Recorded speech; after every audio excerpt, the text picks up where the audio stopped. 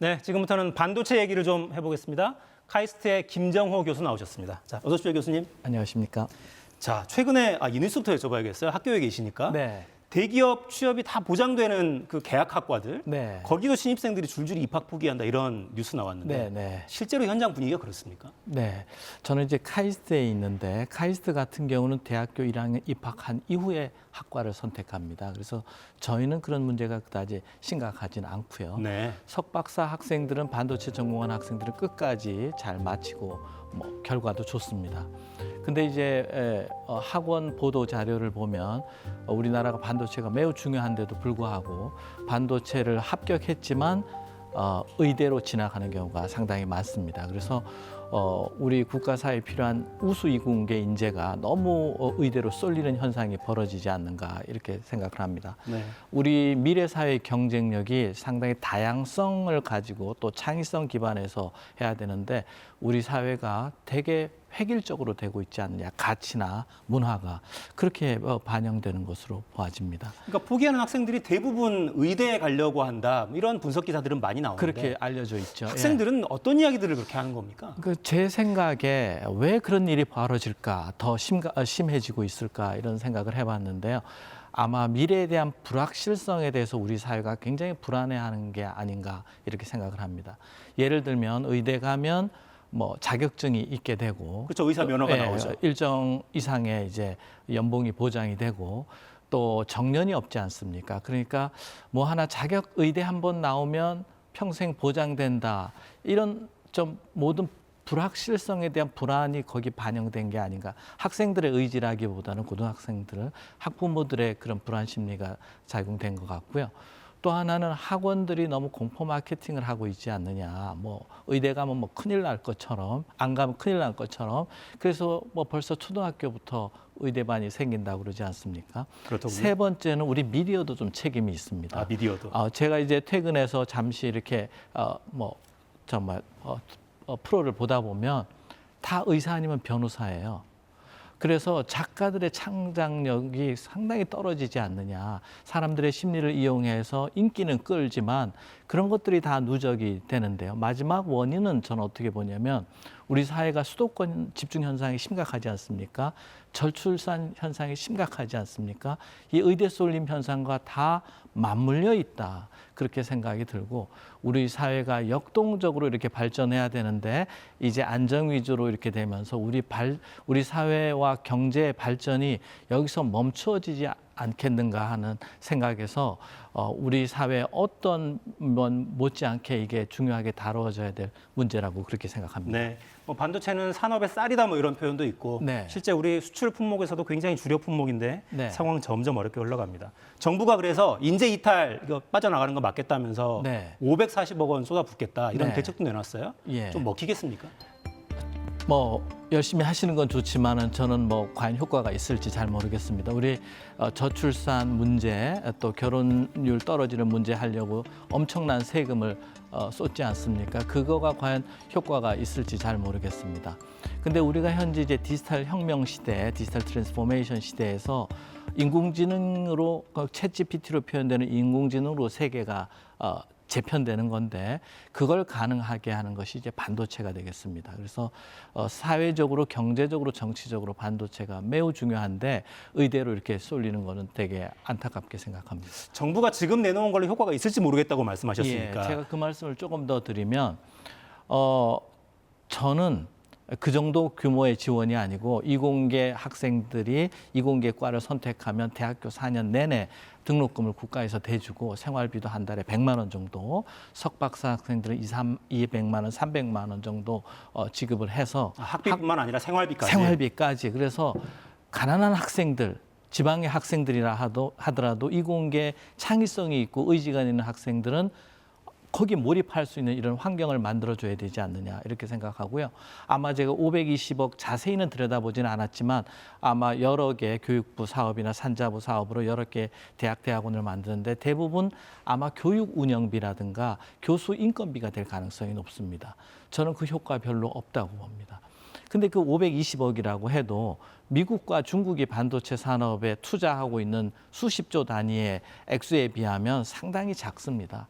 그래서 저는 국가 예산이 정해져 있으니까 상당히 노력은 하고 있다는 건 인정을 하지만 효과는 그다지 높지 않을 것이다 이렇게 생각합니다. 그래서 원천적으로는 돈으로 문제 해결하는 게 아니라 미래의 불확실성을 한번 해결해 봐야 되고 네. 그걸 이길 수 있을 만큼의 우리 사회의 가치관과 문화가 있어야 되지 않느냐 이렇게 생각합니다. 근데 필연적으로 이 질문이 나올 수밖에 없을 것 같습니다. 네. 이공계 특히 반도체학과 학생들에게 막대한 재원을 쏟아붓지 않으면 빠져나가는 걸 막을 수 없을 거다. 이건 알겠는데 네. 그러면 굉장히 다양한 전공의 다른 대학들, 네. 뭐 인문사회과학도 있고요. 네. 이 학생들은 그럼 어떡하느냐? 왜 거기에만 돈을 쏟아부어야 하느냐? 네. 이런 이야기도 나올 수밖에 없을 것 같습니다. 그 말씀이 맞는 말씀이신데 우리나라 이제 국가 산업 경쟁력, 우리는 이제 결국은 이제 수출을 통해서 산업 성장을 통해서 일자리를 만들고 세금을 내고 의료보험비를 냅니다. 우리가 의료보험비 안 내면 의사 나와도 우리가 노년기에 건강을 누구도 책임지지 않습니다. 그런데 제 전공이라 그러는 건 아니지만 우리 과학기술 분야에서 전 세계 산업 경쟁력 있는 유일한 분야가 반도체 분야입니다. 근데 이 반도체 분야가 우리가 이렇게 성장할 수 있었던 데는 기업의 노력, 투자도 있었지만 20, 30년 전에 가장 최우수 이공계 학생들이 반도체 전공하고 전자공학을 전공했습니다. 그게 지금 우리를 먹여 살리는 거거든요.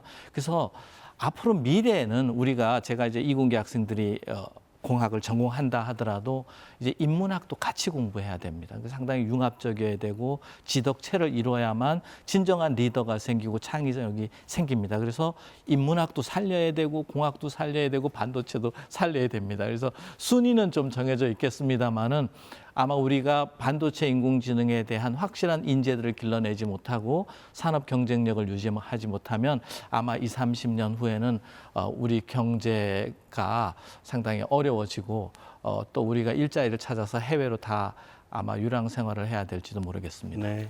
자, 학생들이 반도체학과 잘 선택하지 않으려고 한다. 기껏 힘들게 공부해서 합격한 다음에도 많이들 포기한다 이런 이야기는 제가 지금 하고 있고 현장으로 나간 학생들은 어떻습니까? 그럼 일단 취업을 하면 잘 버티면서 충실하게 성장해 나가긴 합니까? 그럼? 예, 제 개인적인 사례를 얘기해서 조금 조심스럽기는 합니다만은 조금 여러분들한테 알려주고 싶은데요.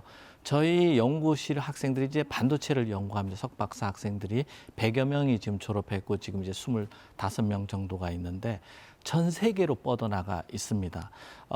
예를 들면 테슬라에서 저희 학생들을 연구실까지 와서 리크루팅해서 미국으로 데려가고요. 영주권까지 줍니다.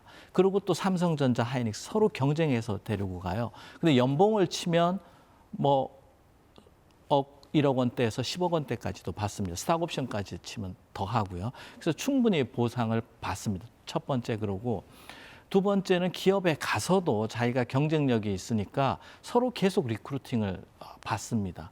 그리고 제가 이제 카이스트에 96년에 왔으니까 그때부터 배출한 학생들이 기업에 한 거의 30년 가까이 있었는데 한 명도 잘린 적이 없다 그럴까요? 그렇습니다. 그래서 분야를 잘 선택하고 자기가 경쟁력이 있으면 충분히 잘 살 수 있다 이 말씀을 드리고 저희 가족 중에서도 종합병원 의사들이 많이 있어요.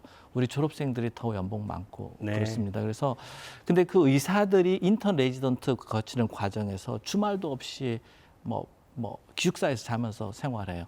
이공계에서 그렇게 일하면 세계 최고 됩니다. 알겠습니다. 그래서 이런 사례들을 그런데 남들 앞에서 연봉 얘기할 수도 없고 그런데 또 하나는 우리 사회에 알려드리고 싶은 게 50대 된다, 40대 된다 하면 기업에서 퇴출된다 그러는데 요즘 기업하고 많이 바꾸고 있습니다. 그래서 정년 없는 직장을 만들려고 이공계 분야에서 노력하고 있고 그런 제도로 펠로우나 마스터나 디스팅기스드 엔지니어 다양한 제도를 만들어서 제 꿈 중에 하나가 이공계는 정년 없이 일하자.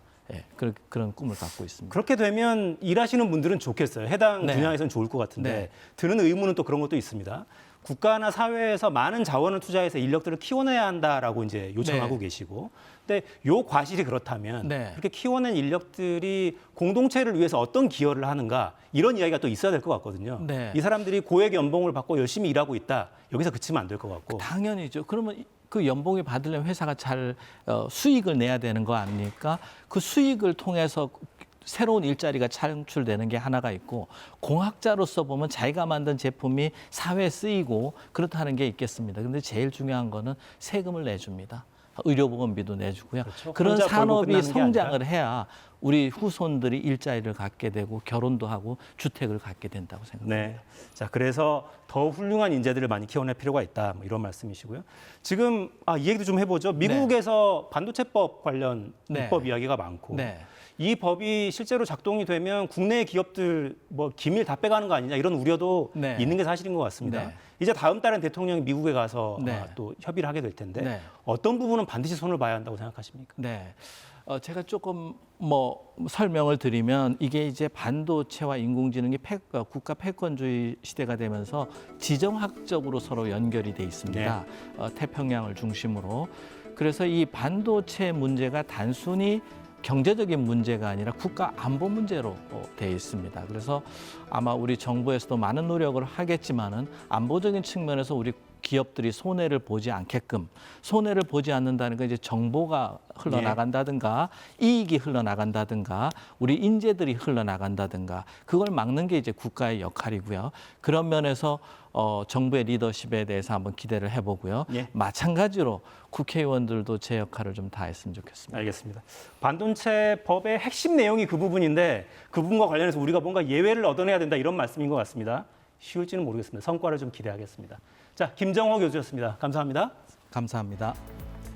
네, 저는 내일 돌아오겠습니다. 4시엔 사사건건.